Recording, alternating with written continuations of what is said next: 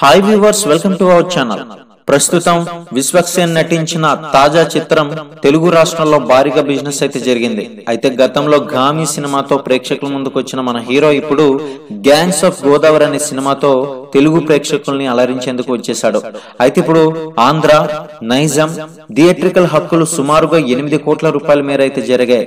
ఏదేమైనా సరే మొత్తానికి 10 కోట్ల దాదాపుగా కలెక్ట్ చేసినట్లుగా తెలుస్తుంది. ఇక మొదటి రోజు ఈ సినిమాకి సంబంధించి బాక్స్ ఆఫీస్ వద్ద ఎంత వసూళ్లను రాబట్టింది ఏంటనే పూర్తి సమాచారం తెలుసుకుందాం.